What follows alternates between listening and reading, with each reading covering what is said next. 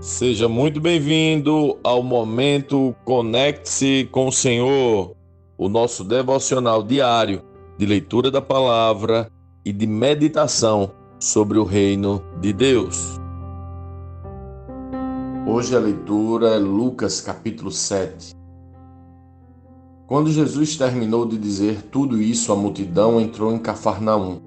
Naquela ocasião, um escravo muito estimado de um oficial romano estava enfermo à beira da morte. Quando o oficial ouviu falar de Jesus, mandou alguns líderes judeus lhe pedirem que fosse curar seu escravo.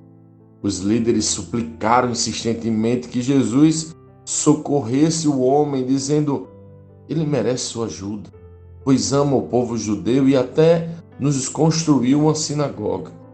Jesus foi com eles, mas antes de chegarem à casa, o oficial mandou alguns amigos para dizer: Senhor, não se incomode em vir em minha casa, pois não sou digno de tamanha honra. Não sou digno sequer de ir ao seu encontro. Basta uma ordem sua e meu servo será curado. Sei disso porque estou sob a autoridade de meus superiores e tenho autoridade sobre meus soldados. Só preciso dizer: vão, e eles vão, ou venham, e eles vêm. E se digo a meus escravos: façam isso, eles fazem. Quando Jesus ouviu isso, ficou admirado. Voltou-se para a multidão que o seguia e disse: eu lhes digo a verdade, jamais vi fé como esta em Israel. E quando os amigos do oficial voltaram para a casa dele, encontraram o escravo em perfeita saúde. Logo depois, Jesus foi com seus discípulos à cidade de Naim e uma grande multidão o seguiu. Quando ele se aproximou da porta da cidade, estava saindo o enterro do único filho de uma viúva, e uma grande multidão da cidade a acompanhava. Quando o Senhor a viu, sentiu profunda compaixão por ela. Não chore, disse ele. Então foi até o caixão, tocou nele, e os carregadores pararam. E disse: jovem, eu lhe digo, levante-se. O jovem que estava morto se levantou e começou a conversar, e Jesus o devolveu à sua mãe. Grande temor tomou conta da multidão que louvava a Deus, dizendo: um profeta poderoso se levantou entre nós, e hoje Deus visitou o seu povo. Essa notícia sobre Jesus se espalhou por toda a Judéia e seus arredores. Os discípulos de João Batista lhe contaram tudo o que Jesus estava fazendo. Então João chamou 2 de seus discípulos e enviou ao Senhor para lhe perguntar: o Senhor é aquele que haveria de vir ou devemos esperar algum outro? Os 2 discípulos de João encontraram Jesus e lhe disseram: João Batista nos enviou para lhe perguntar: o Senhor é aquele que haveria de vir ou devemos esperar algum outro? Naquela mesma hora, Jesus curou muitas pessoas de suas doenças, enfermidades e espíritos impuros, e restaurou a visão a muitos cegos. Em seguida, disse aos discípulos de João: voltem a João e contem a ele o que vocês viram e ouviram. Os cegos veem, os aleijados andam, os leprosos são purificados, os surdos ouvem, os mortos são ressuscitados e as boas novas são anunciadas aos pobres. E disse ainda: felizes são aqueles que não se sentem ofendidos por minha causa. Depois que os discípulos de João saíram, Jesus começou a falar a respeito dele para as multidões. Que tipo de homem vocês foram ver no deserto? Um caniço que qualquer brisa agita? Afinal, o que esperavam ver? Um homem vestido com roupas caras? Não. Quem veste roupas caras e vive no luxo, mora em palácios. Acaso procuravam um profeta? Sim, ele é mais que um profeta. João é o homem ao qual as Escrituras se referem quando dizem: envio meu mensageiro adiante de ti, e ele preparará teu caminho à tua frente. Eu lhes digo, De todos que nasceram de mulher, nenhum é maior que João Batista, e, no entanto, até o menor no reino de Deus é maior que ele. Todos que ouviram as palavras de Jesus, até mesmo os cobradores de impostos, concordaram que o caminho de Deus era justo, pois tinham sido batizados por João.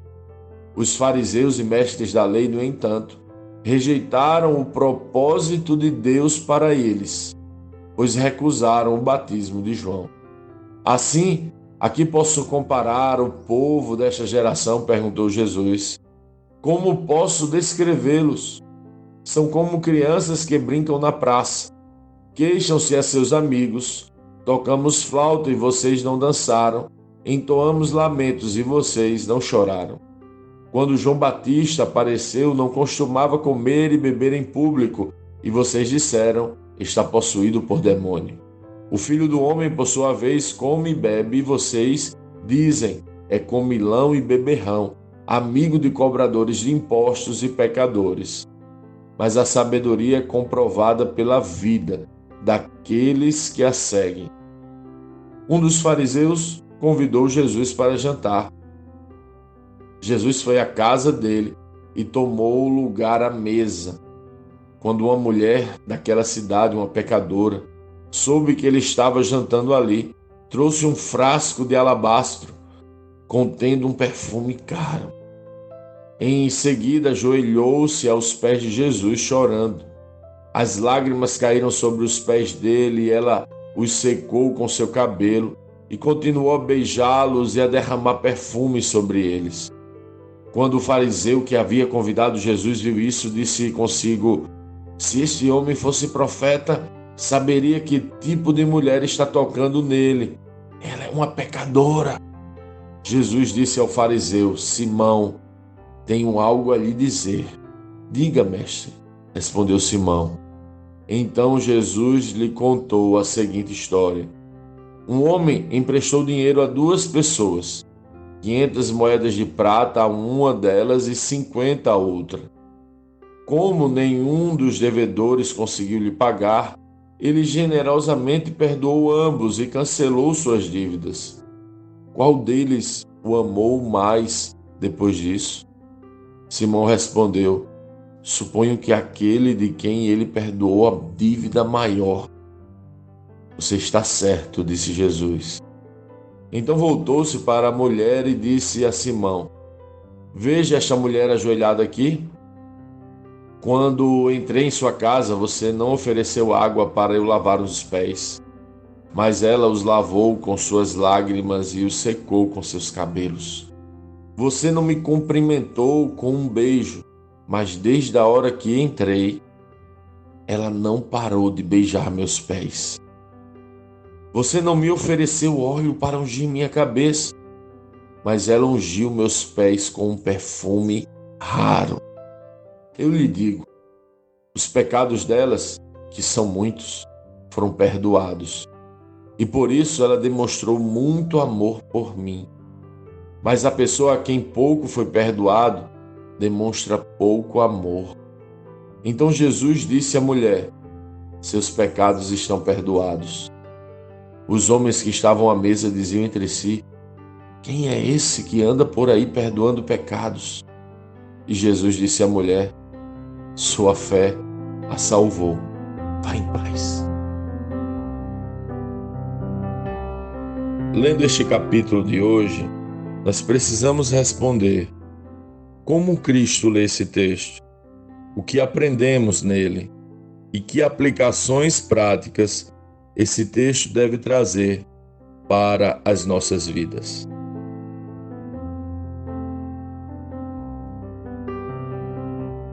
A fé do centurião romano, a cura do filho da viúva em Naim, a dúvida de João Batista e a mulher pecadora que recebeu grande perdão. Tudo demonstra a generosidade de Jesus. De fato, o Emanuel, o Deus conosco. O centurião romano entendeu sua autoridade e Jesus ficou admirado. Uma viúva em Naim perdeu seu único filho. Jesus se encheu de compaixão e o jovem acordou falante. João Batista duvida, mas Jesus diz que João é o maior nascido de mulher, sendo que o menor de nós é maior que ele. O que você acha que quer dizer isso? E a mulher pecadora entra na casa de um religioso e incomoda todos com o seu amor sendo derramado aos pés de Jesus. E Jesus diz: eu lhes digo, os pecados dela, que são muitos, foram perdoados. E por isso, ela demonstrou muito amor por mim. Mas a pessoa a quem pouco foi perdoado, demonstra pouco amor. Os religiosos se preocupam em parecer ou não parecer pecadores. Mas, obviamente, para Jesus, que conhecia e conhece o coração e os pensamentos deles, não era possível esconder o pecado.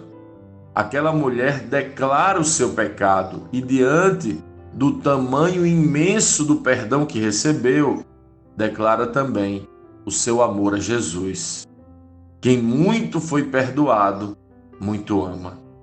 A grande questão da fé, na minha humilde opinião, é essa: qual foi o tamanho do perdão que você e eu recebemos?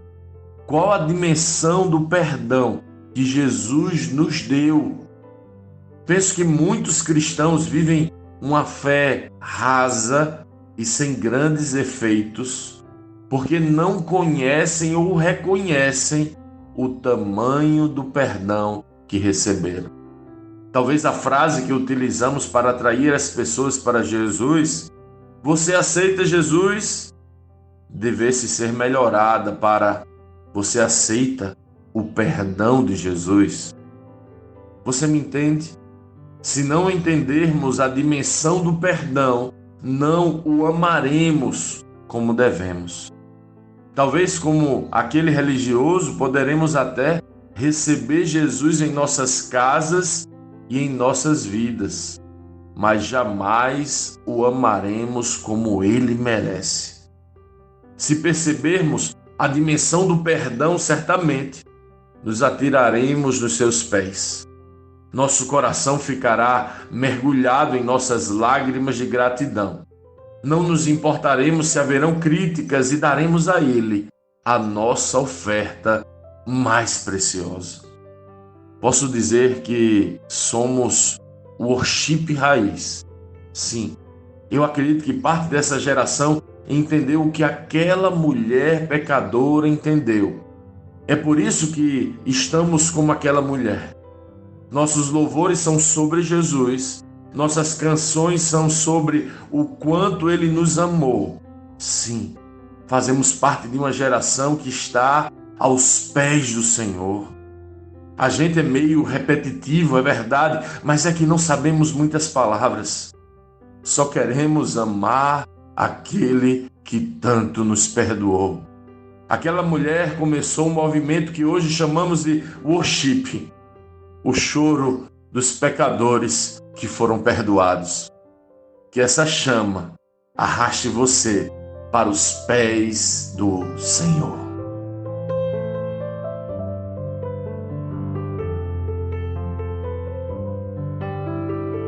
Sim, que bom ter você neste devocional e poder compartilhar o Evangelho. Mas, como sempre dizemos, o texto de hoje, o texto de cada dia, tem muito mais para oferecer, muito mesmo. Nosso objetivo aqui é te influenciar a parar um pouco e ler o texto bíblico, pois acreditamos que 5 minutos de vida na palavra podem transformar completamente uma vida. Que Deus te abençoe. Leia, medite, comente, pergunte e adore o Senhor no seu lugar secreto. Conecte-se com o Senhor.